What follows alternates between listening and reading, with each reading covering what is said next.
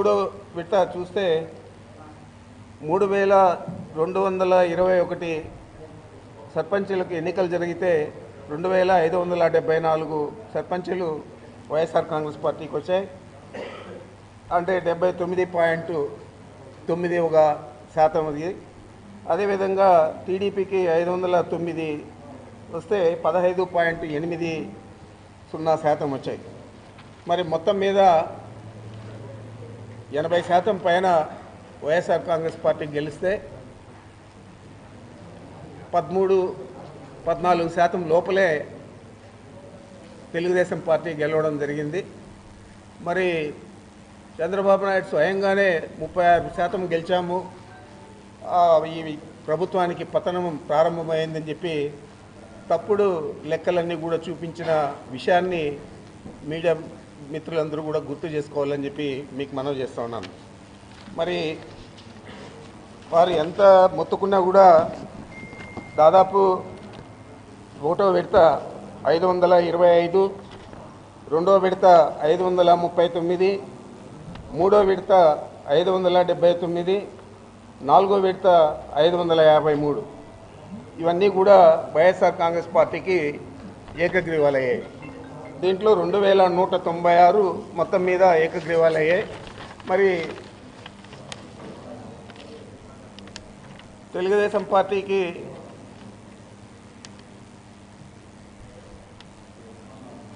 15.88% వస్తే వైఎస్ఆర్ కాంగ్రెస్ పార్టీకి 80.81% ఈ సర్పంచులు యునానిమస్ సర్పంచులు ఉన్నారు. అదేవిధంగా ఇంకా నిన్న జరిగిన ఎన్నికల్లో కుప్పంలో ఏదైతే 89 సర్పంచులకు ఎన్నికలు జరిగితే 75 వైఎస్ఆర్ కాంగ్రెస్ పార్టీ గెలుచుకోవడం, తెలుగుదేశం పార్టీకి కేవలం 14 మాత్రమే రావడం జరిగింది. ఈ పర్సంటేజ్ చూస్తే 84.26% రాష్ట్రంలోనే అత్యధికంగా నమోదైంది. అది ఓట్ల పోలింగ్ సరళి చూస్తే 1,68,058 ఓట్లు పోలైతే 31,149 వైసీపీకి మెజారిటీ రావడం జరిగింది. టీడీపీకి 1872 ఓట్లు ఆ 14 పంచాయతీల్లో మెజారిటీ, అంటే 30 ఓట్లతో, 40 ఓట్లతో, 25 ఓట్లతో ఆ 14 స్థానాలు కూడా గెలిచాయని చెప్పి మీకు మనవి చేస్తా ఉన్నాను.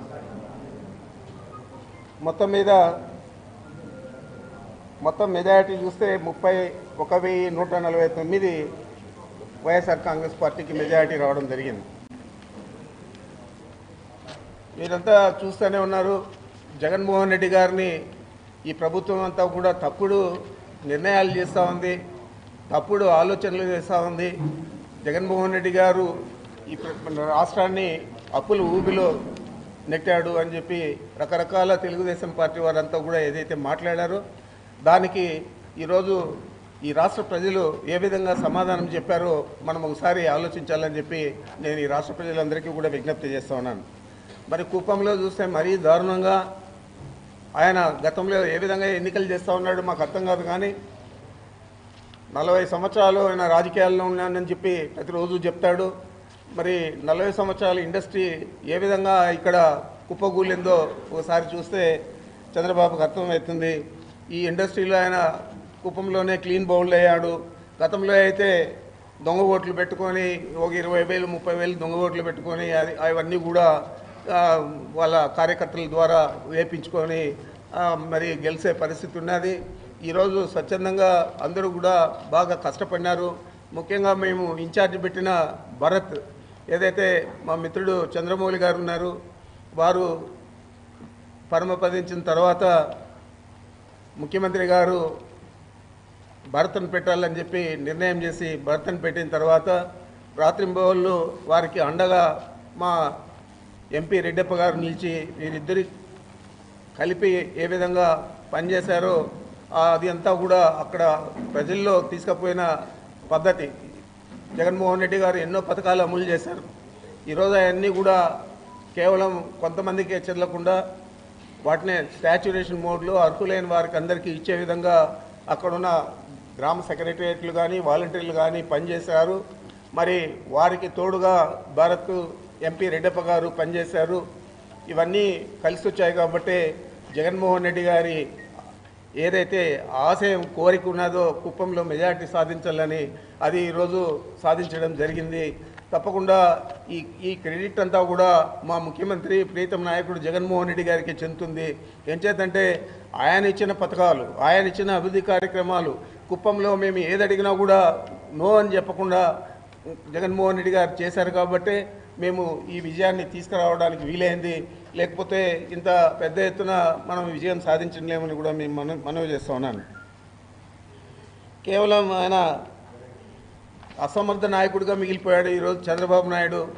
మరి కుప్పంలోనే మెజార్టీ సాధించుకోలేకపోయాడు. మరి ఈరోజు ఆయన ఏం జవాబు చెప్తాడు? ఇన్ని రోజులు నన్ను రకరకాలుగా ఆయన టార్గెట్ చేసి మాట్లాడడం జరిగింది. మరి ఈరోజు నువ్వు రాజీనామా చేస్తావా కుప్పం ఓటమిని అంగీకరించి, లేకపోతే అసమర్థుడిగానే నేను రాజీనామా చేయనని కుర్చీని పట్టుకొని వేలాడతావా అని నేను ఆయన అడుగుతా ఉన్నాను. మరి ఎన్నో రకాలుగా కుట్రపూరితంగా మాట్లాడాడు.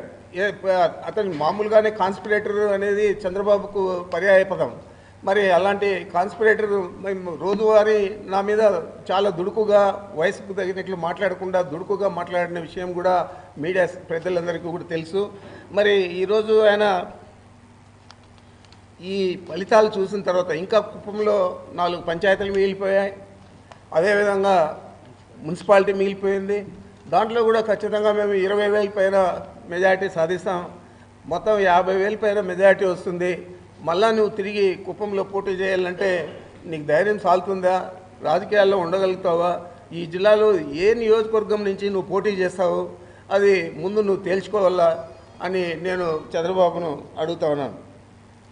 మరి ఏది మాట్లాడినా కూడా ఈ ప్రభుత్వం విఫలమైపోయింది. ఈ ప్రభుత్వానికి ఇంకా నూకలు జిల్లాయని మాట్లాడినాడు. ఈరోజు ప్రజలు ఇచ్చిన తీర్పుకు నువ్వు అంగీకరించి తప్పనిసరిగా ఈ రాష్ట్రం మొత్తం మీద 80% పైన సర్పంచులు గెలిస్తే నీ నియోజకవర్గంలో 84 చిల్లర అంటే 85% దాకా సర్పంచులు గెలిచారు. మరి ఇది ఓటమి కాదా అని అడుగుతున్నాను. 30,000 పైచీలకు మెజారిటీ వచ్చింది మా సర్పంచులకు. మరి నీ 14 స్థానాల్లో కూడా 20 ఓట్లు, 25 ఓట్లు, 30 ఓట్లు, 40 ఓట్లతో 14 స్థానాలు మీరు గెలిచారు. అవి కూడా మేము ఎక్కువ శ్రద్ధ తీసుకోమంటే తప్పనిసరిగా అవి కూడా గెలిచేవాళ్ళం. మరి మీరు ఇంకా కూడా ఈ ప్రభుత్వాన్ని కానీ మా నాయకుడు మా ముఖ్యమంత్రి జగన్మోహన్ రెడ్డి గారిని కానీ మాట్లాడడానికి నీకు ఏ అర్హత ఉంది అని చెప్పి నేను అడుగుతున్నాను. ఎప్పుడైనా కూడా ఓటమిని అంగీకరించి తప్పనిసరిగా మీరు పలాయనం చిత్తగించాలా రాజకీయాల నుంచి. ఎందుకంటే ఇంకా టీడీపీకి ఇక్కడ ఈ రాష్ట్రంలో నూకలు చెల్లాయి.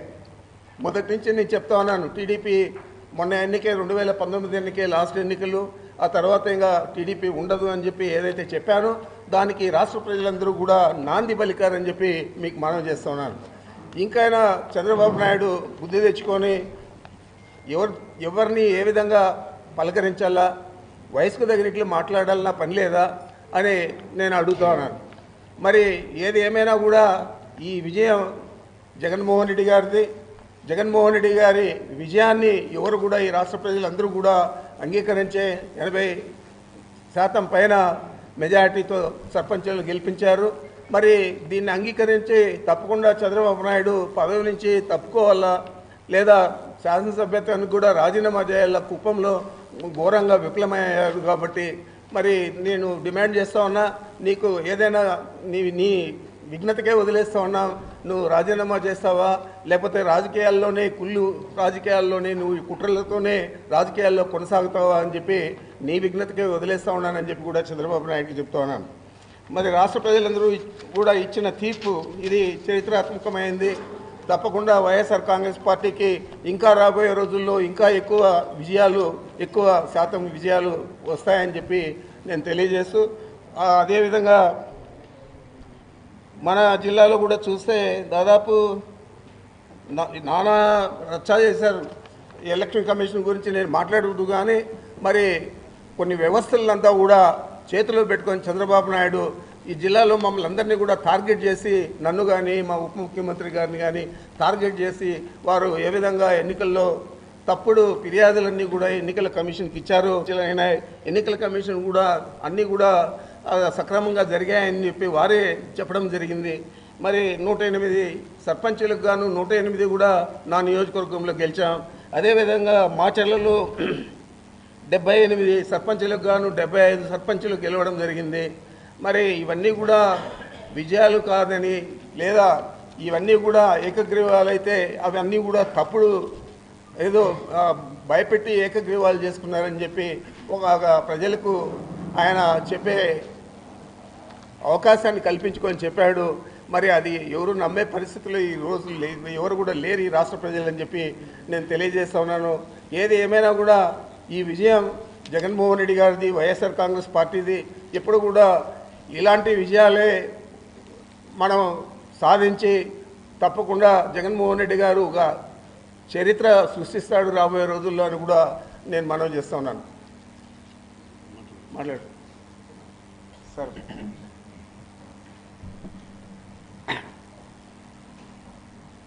ముందు ఎలక్ట్రానిక్ మీడియా, ప్రెస్ మీడియాకి నేను నమస్కరిస్తున్నా. ఎందుకంటే నిజాలు మనం ప్రజల్లో తీసుకొని పోవాల్సిన తరుణం ఇప్పుడు వచ్చింది.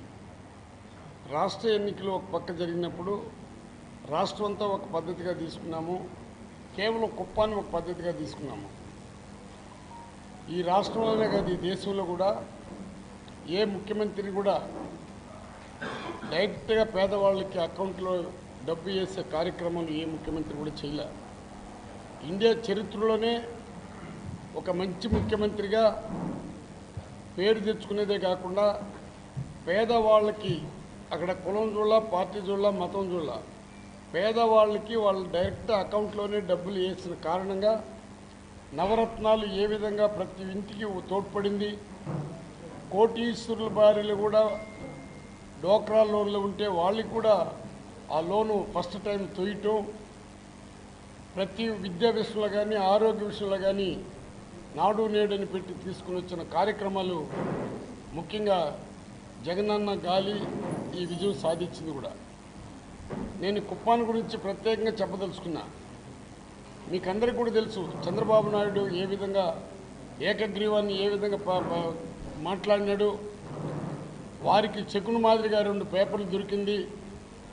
శకుని నమ్ముకున్న దుర్యోధనుడు ఏ విధంగా సర్వనాశనం అయిపోయినాడో ఆ విధంగా వాళ్ళు అతను నమ్ముకున్న ఆ 2 ఆ మీడియా కూడా ఏ విధంగా ఉందంటే ఆ గ్రీన్ దానికి ఆ ఎల్లో మీడియా ఏ విధంగా పనిచేసిందంటే చంద్రబాబుని బాగా ప్రోత్సహించి అతని పతనానికి పూనుకునింది.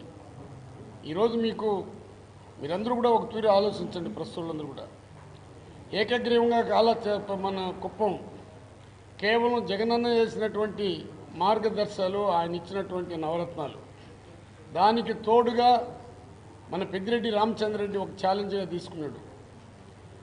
స్టూడెంట్ నుంచి చంద్రబాబుకి పెద్దిరెడ్డి రామచంద్రరెడ్డికి యూనివర్సిటీ నుంచే స్టార్ట్ అయింది. అది మహానుభావుడు ఏదో ఒక పని చేసిన దానివల్ల ఆ పని వల్ల అతను 2-3 పర్యాలు ముఖ్యమంత్రి అయిపోయాడు.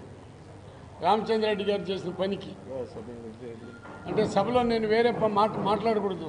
ఒక వ్యక్తిగా అక్కడ వచ్చి కేవలం ఎలక్షన్ పెట్టించినాము, ఏకగ్రీవం లేదు. అక్కడ 89 పంచాయతీలు ఎలక్షన్ పెట్టించడం జరిగింది. జగనన్నకు కూడా ఈ ఓటర్స్ ఎట్లా తీర్పిస్తారు, నిజంగా ఓటర్లు జగన్ పక్కన ఉండారా లేదా, జగనన్న పేదవాళ్ళకి ఒక మాధవుడిగా ఒక భగవంతుడు స్వరూపుడుగా పేదవాళ్ళని ఆదరిస్తాడు, విద్యావంతులుగా కానీ ఆర్థికంగా కానీ అనుకున్న ఉద్దేశంతోనే కుప్పాన్ని మేము ఛాలెంజ్గా తీసుకున్నాడు పెద్దిరెడ్డి రామచంద్రరెడ్డి. దానికి తోడు మన భరత్ గారు వీళ్ళకి అక్కడ అక్కడ చందులని, మళ్ళీ డాక్టర్ శ్రీధర్ అని చాలామంది లీడర్లంతా కూడా తయారైనారు. వాళ్ళకి ప్రతినిత్యం ఒక ఎంపీగా, మాకు చిత్తూరు ఎంపీగా 7 నియోజకవర్గాలను కూడా ఒక పక్క పెట్టి మన కుప్పాన్ని ఛాలెంజ్గా తీసుకున్నాడు. ఆయనకి ఇన్స్ట్రక్షన్ ఇచ్చినాడు మన పెద్దిరెడ్డి రామచంద్రరెడ్డి గారు. నిజంగా అక్కడ ప్రజల్ని ఏ విధంగా ఆకర్షించుకున్నాడంటే ఈయన కేవలం అక్కడ వన్యరెడ్లు ఎక్కువ, బీసీలు, ఎస్సీలు ఎక్కువ.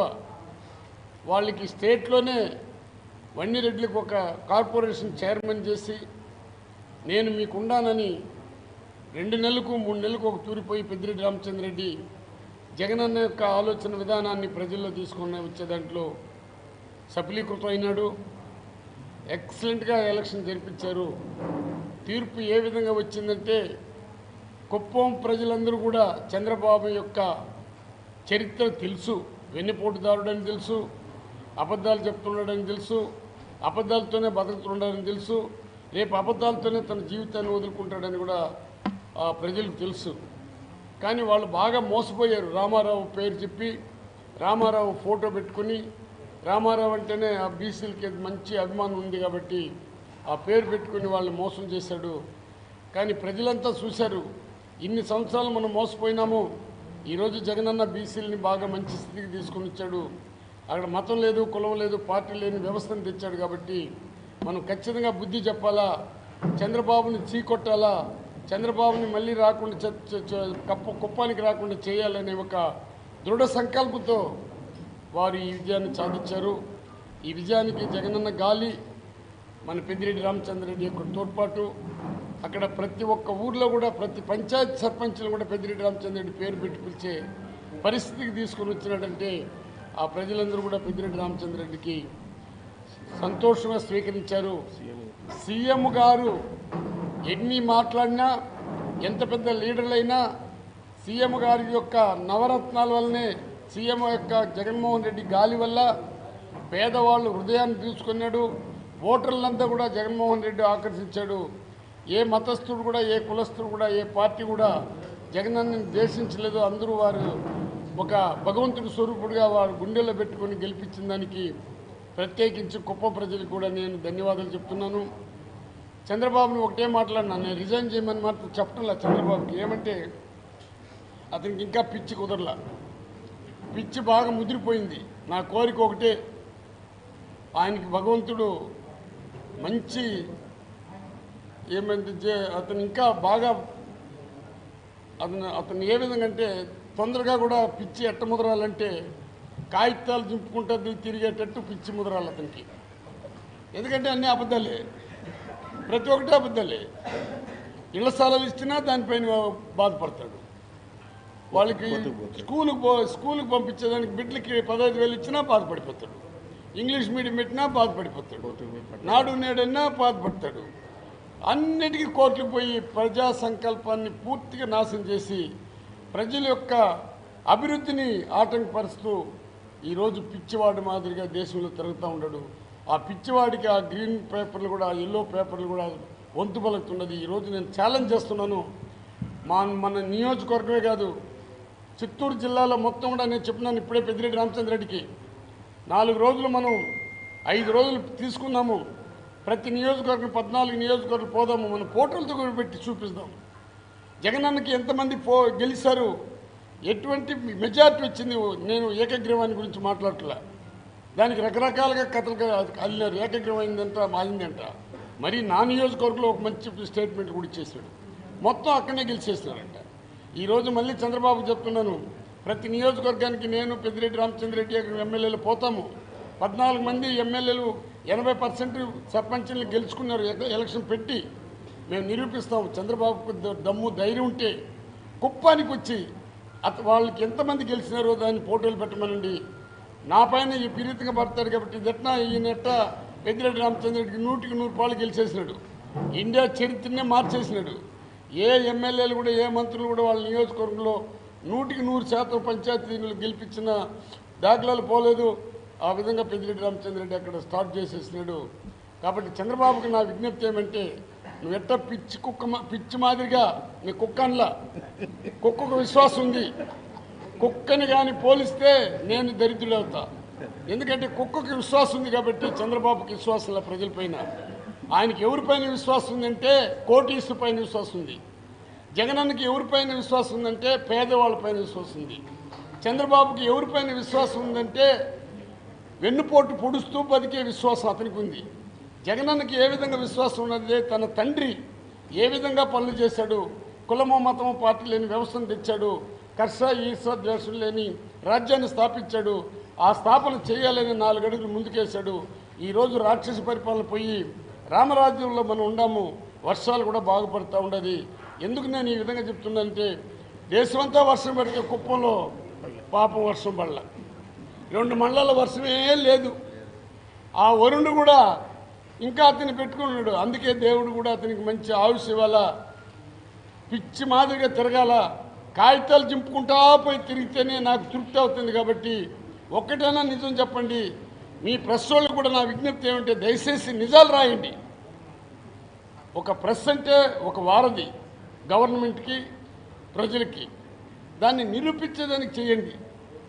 మనం ఏకగ్రీవం చేసినా చంద్రబాబుదే, మనం పోటీ పెట్టి గెలిచినా ఆయనే గెలిచినాడని ఈరోజు పేపర్లో వస్తున్నది. ఎక్కడ గెలిచినాడంటే కుప్పలు గెలిచినామంటే కుప్పం కూడా నాది అంటాడు. ఎందుకు చెప్తానంటే, కుప్పం ఇక్కడ చంద్రగిరి నుంచి పారిపోయినాడు, కుప్పం ప్రజలు చీకొట్టినారు, బయట వచ్చేసరికి ఇంకా ఎక్కువగా మాట్లాడకూడదు. చంద్రబాబు అనే వ్యక్తి కంటెస్ట్ చేస్తాడో చేయడం అది వేరే, కానీ కాగితాలు చింపుకొని ప్రజల్లో పోయి భయభ్రాంతులు చేసే కార్యక్రమం కూడా భగవంతుడు అతనికి ఇవ్వాల్సిందిగా దేవుణ్ణి ప్రార్థిస్తూ, మీకందరికీ కూడా కోపం నా పైన మీకుంటే కూడా ఎందుకు చెప్తుంటే, నిజాలు రాయటంలా కష్టపడుతుంటారు. పేదవాడందరూ కోటీశ్వరుడు కావాలని కలగడుతున్నాడు జగన్మోహన్ రెడ్డి. పేదవాడందరూ ఇంగ్లీష్ మీడియం చదువుకొని ప్రపంచం అంతా తిరగాల. పేదవాడు కూడా ఒక స్కావెంజర్ కూడా కలెక్టర్ కావాలా, ఒక ఎస్సీ కలెక్టర్ కావాలా, ఒక మైనారిటీ కలెక్టర్ కావాలా, ఒక పేదరికంలో ఉండేవాడందరూ కూడా ఈక్వల్గా రావాలా, వ్యత్యాసం లేకుండా నేను కూడా తలెత్తుకొని తిరగాలనే దృక్పథంతో జగన్మోహన్ రెడ్డి పనిచేస్తున్నాడు. ఈ ఇండియా చరిత్రలోనే ఎస్సీ, ఎస్టీ, బీసీ, మైనారిటీలకు కూడా ఉప ముఖ్యమంత్రి పదవి ఇచ్చి ప్రతి ఒక్క మన్నలను పొందాడు. ఆయన కాపులకు కూడా ఉప ముఖ్యమంత్రి పదవి ఇచ్చినాడు.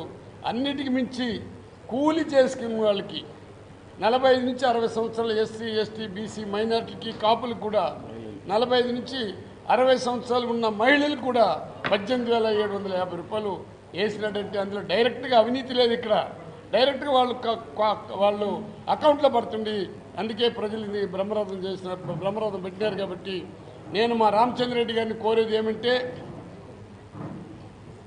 ఎందుకంటే ప్రజల చేత ఎన్నుకోబడినటువంటి మనం చంద్రబాబు నాయుడు కమిషన్ గురించి ఇక్కడ మాట్లాడకూడదన్నారు. నేను మాట్లాడతాను, నా పైన కూడా ఏమైనా కోర్టులో రాని. చంద్రబాబు యొక్క కుట్రకు లోనైపోయినాడు పాపం కమిషనర్ గారు. అంతకుముందు కమిషనర్కి చంద్రబాబు కాదు, నేను కొన్ని పేపర్లు చదివినా, ఆ పేపర్లో చదివి ఇండులో కూడా చదివినాను నేను, వాళ్ళిద్దరికి కాదంట. కానీ ఒక మతానికైనా కులపిచ్చి దాస్తి, మతానికి కులపిచ్చి లేవు. వాళ్ళ కులానికి వాళ్ళ అమ్మాయిని ఇస్తారు, దాంట్లో తప్పేమి లేదు. మత పిచ్చిని తీసుకొని కులపిచ్చిలో చేస్తాడు, కులపిచ్చిని తీసుకుని దేవుని పిచ్చిలో చేస్తాడు, గుడిల పైన చేస్తాడు, గుడుల పిచ్చి తీసుకొని పేదవాడికి మహారాజుకి తగరాలు పెట్టే కార్యక్రమాలు చంద్రబాబు చేశాడు. మనకు అటువంటి కార్యక్రమాలు లేవు. కాబట్టి నేను ముందుగా పెద్దిరెడ్డి రామచంద్రరెడ్డిని కోరేది ఏమంటే, ఈ 14 నియోజకవర్గంలో తిరుగుదాము. దయచేసి సీఎం గారికి కూడా చెప్పండి, మనం ఫోటోలతో పెట్టి చూపిద్దాం. అప్పుడైనా 2 పత్రికలు మన పక్క మాట్లాడుతుందో లేదో, ఆ పత్రిక కోసం తిరుగుదామని మీ ద్వారా నేను పెద్దిరెడ్డి రామచంద్రరెడ్డిని కూడా కోరుకుంటున్నాను. జగనన్న కూడా మీ ద్వారా నా విజ్ఞప్తి ఏమంటే, మాకు పర్మిషన్ ఇచ్చి ఒక 5 రోజులు తిరిగేదానికి మాకు, ఎందుకంటే పెద్దిరెడ్డి రామచంద్రరెడ్డి పంచాయతీరాజ్ మినిస్టర్ కాబట్టి ప్రతి డెసిషన్ కూడా ఆయన పిలుచుకొని చేయాల్సిన పరిస్థితి ఉంది. కాబట్టి ఒక 5 రోజులు, ఈ మున్సిపాలిటీ ఎలక్షన్ అయినాక 5 రోజులు తిరిగి తిరుగుదామని మీ ద్వారా నేను జగన్మోహన్ రెడ్డిని కూడా కోరుకుంటూ, మీకందరికి కూడా భగవంతుడు మీకు కూడా ఇళ్ల స్థలాలు ఇమ్మన్నాడు. పెద్దిరెడ్డి రామచంద్రరెడ్డి కూడా కలెక్టర్కి చెప్పినాడు, నేను అందరికీ చెప్పినాము, మీకందరికి కూడా ఇళ్ల స్థలాలు మా నియోజకవర్గంలో అందరికీ ఇచ్చేసినాము, ఒక్క మండలం తప్ప. పెద్దిరెడ్డి రామచంద్రరెడ్డి ముందు కలెక్టర్ గారు చెప్పారు, జిల్లా మొత్తం మీరు కూడా, ఎందుకంటే కేవలం మీకు జీతాలు ఎక్కువగా రావటంలే, అంతా 3,000, 4,000, 5,000 పనిచేస్తూ ఉండరు. మీకు కూడా ఇళ్ల స్థలాలు ఇవ్వాలని జగన్మోహన్ రెడ్డి ఆకాంక్ష కూడా అదే. పెద్దిరెడ్డి గారు గట్టిగా మాట్లాడినారు, నేను కూడా కలెక్టర్కి చెప్పినాను, మీ కుటుంబం కూడా సుఖ సంతోషం ఉండాలని. నిజాలు రాయాల్సిందిగా మిమ్మల్ని మరి ఒక తీరి తల వంచి మీకు నమస్కరిస్తున్నాం. మా తప్పు చేస్తే తప్పులు రాయండి. ఆ పేపర్ చూసినప్పుడు బాధ వేస్తుంది, నిద్రేపోయేదిలే. నేనైతే ఎన్ని తూలు చెప్పినా ఆయన ఎన్ని తూలు చెప్తే ఇంక చాలా అంటున్నాడు ఆయన. ఆ పేపర్ చదివేటప్పుడే పెద్దిరెడ్డి రామచంద్రరెడ్డి దుర్మార్గుడు, ఎస్సీలకి వ్యతిరేకి, మళ్ళీ ఎవరో కొట్టినారు వాళ్ళకి వ్యతిరేకి. ఎస్సీలకి వ్యతిరేక అయితే ఆ మనిషికి ఈ జిల్లాలో ఎందుకంటే ఎస్సీలు ఆరతపడుతున్నారు. పెద్దిరెడ్డి రామచంద్రరెడ్డికి జగనన్నకి ఏ విధంగా అభిమానం ఉందో ప్రతి నియోజకవర్గంలో పెద్దిరెడ్డి ప్రేమగా ప్రజల్ని ప్రేమిస్తూ ఉన్నాడు, నాయకులతో ప్రేమగా ఉన్నాడు. మరి 14 మంది ఎమ్మెల్యేలతో కూడా ఇన్ఛార్జ్ ఎమ్మెల్యే అంటే కుప్పలో కూడా భరత్ ఇన్ఛార్జి, మాకు ఎలాంటి పంచాయతీరాజ్ సంబంధించిన వర్క్లు ఏది అడిగినా కానీ బ్రహ్మాండంగా ఇచ్చి మా నియోజకవర్గాన్ని డెవలప్ చేస్తూ జగనన్నకి మంచి పేరు తెస్తున్నటువంటి పెద్దిరెడ్డి రామచంద్రెడ్డికి మీకు ప్రత్యేక అభినందనలు తెలుపుకుంటూ చాలాసేపు మాట్లాడిన గెలుతూ ఉన్నాడు ఆయన. మీకందరికీ కూడా ప్రత్యేక అభినందనలు తెలుపుకుంటూ జగనన్నకి మేమంతా కూడా రుణపడి ఉన్నాము. ఆయన గాలికి మేము వెళ్ళిపోతున్నాము, కానీ జగనన్న గాలి లేకపోతే ఏ నాయకుడు కూడా మీ దగ్గర ఇంత ధైర్యంగా మాట్లాడలేడు. ఏ గ్రామానికి పోయినా జగన్ జగన్ జగన్ జగన్ అని జగన్ తపస్సు తప్ప మేము ఎంతమంది లీడర్ల పైన మా పేర్లు కూడా చెప్పేది ఇలా గ్రామంలో. అటువంటి పేరు తెచ్చుకున్నటువంటి జగన్మోహన్ రెడ్డికి భగవంతుడు ఆయురారోగ్యాలు ఇచ్చి ఆయన ఉన్నంత వరకు ముఖ్యమంత్రే కాకుండా నా కోరిక ఒకనాటికి ప్రధానమంత్రి కూడా కావాలని నేను మీ ద్వారా భగవంతుని ప్రార్థిస్తూ విరమించుకుంటున్నాను. జై జగన్. కూర్చో వాళ్ళు మాట్లాడు. భరత్ కుప్పం గురించే మాట్లాడు.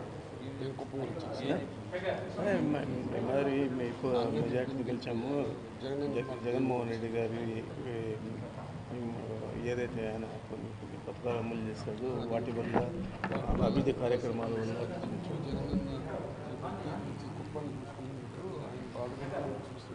నన్ను నా గురించి చెప్పారు. ఆయన చూస్తూ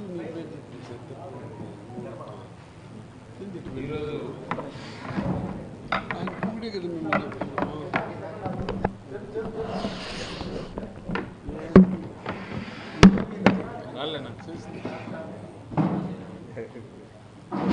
కానీ బా ఈరోజు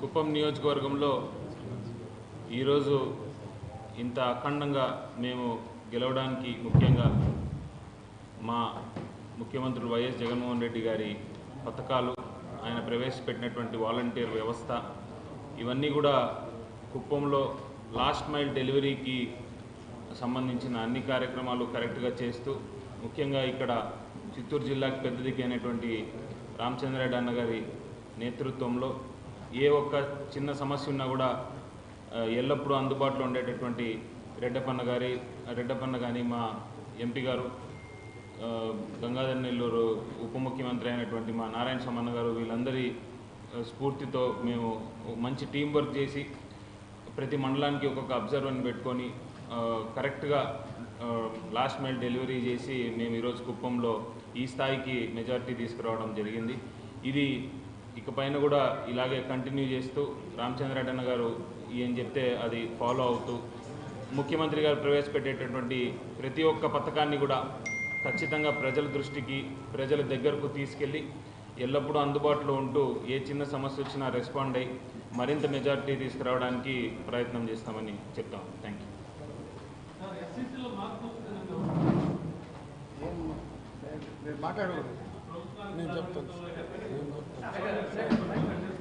నేను చెప్తాను సార్ నేను చెప్తాను యాజ్ ఉప ముఖ్యమంత్రిగా నేను మీకు దానికి జవాబు చెప్తాను సార్. ఫస్ట్ పాపం స్టేట్ ఎలక్షన్ కమిషనరు ఏదో రిటైర్డ్ అయినాక చంద్రబాబు నాయుడు అంత పెద్ద పదవి ఇచ్చినాడు కాబట్టి ఆయనకు రుణపడాలనుకున్నాడు. ఈ ఎలక్షన్ అంటే లోకల్ బాడీ ఎలక్షన్లో ఎట్టా రెండుగా చీలిపోతారు, అప్పుడు మనకు ఒక వర్గం మన దగ్గరికి వస్తుంది, అది మనం చంద్రబాబు నాయుడుకి కానుక ఇద్దామనే ఉద్దేశంతో ఆయన ఎలక్షన్ పెట్టడం జరిగింది. ఈ రిజల్ట్ చూసినాక చంద్రబాబుకు మళ్ళీ నేను ఇంతకుముందు నేను చెప్పిన పిచ్చి పెట్టిందని, ఆ పిచ్చితో స్టేట్ ఎలక్షన్ కమిషన్ కూడా తిట్టేదానికి మొదలుపెట్టేసినాడు. నువ్వల్లనే నేను ఓడిపోయినా నేను స్టార్ట్ చేసినాడు. అందువల్ల కమిషనర్ ఇప్పుడు రియలైజ్ అయినాడు, ప్రజలు తీర్పుని ఎవడైనా మన్నించాల్సిందే. ప్రజలు తీర్పుని మన్నించిన వాడు వ్యక్తే కాదు. నేను కూడా ఓడిపోయినప్పుడు ప్రజలు ఓడిచ్చారంటే అవును వాళ్ళు ఆ తీర్పు ఇచ్చారు కాబట్టి నేను తల వంచి నమస్కరించిన సత్యవాడి ప్రజలు కూడా. కాబట్టి ఇప్పుడు స్టేట్ ఎలక్షన్ కమిషనర్ బాగా రియలైజ్ అయినాడు. రియలైజ్ కాకపోతే చంద్రబాబు మాట ఈయన పాపం పుంగనూరు, తొంబళ్ళపల్లి నాది అప్పుడప్పుడు చెప్పినాడు, కానీ వీళ్ళిద్దరిది ఎక్కువగా చెప్పాడు. తిరుపతి వాటినంతా రీపోల్ చేపిస్తాను, మళ్ళీ క్యాన్సిల్ చేస్తానంటే వచ్చినాడు పాపం. ఈరోజు ఆయన రియలైజ్ ప్రజల యొక్క నిర్ణయాన్ని చూశాడు. పెద్దిరెడ్డి రామచంద్రారెడ్డి గారు జగన్మోహన్ రెడ్డి నిర్ణయాన్ని ప్రజల దగ్గరికి ఏ విధంగా తీసుకొని పోతున్నాడో దాన్ని చూశాడు. ప్రజలు తీర్పు ఇచ్చేసినాక ఖచ్చితంగా ఎలక్షన్ కమిషనర్ మనసు మారింది. చంద్రబాబుని కూడా ఆడిస్తూ ఉన్నాడు. పాపం చంద్రబాబు ఆడేదే కాకుండా ఆయన దగ్గర కూడా పతనం అయిపోయే కార్యక్రమం చేయబోతున్నాడు. జగనన్నకి ఎవరు శత్రువులు లేరు, ప్రజలందరూ ఆయన మనుషులే, అన్ని పార్టీ ఆయన పార్టీ, అన్ని కులం ఆయన కులమే, అన్ని మతం అతని మతమే. కానీ జగనన్న మాత్రం పేదవాళ్ళకి దేవుడు.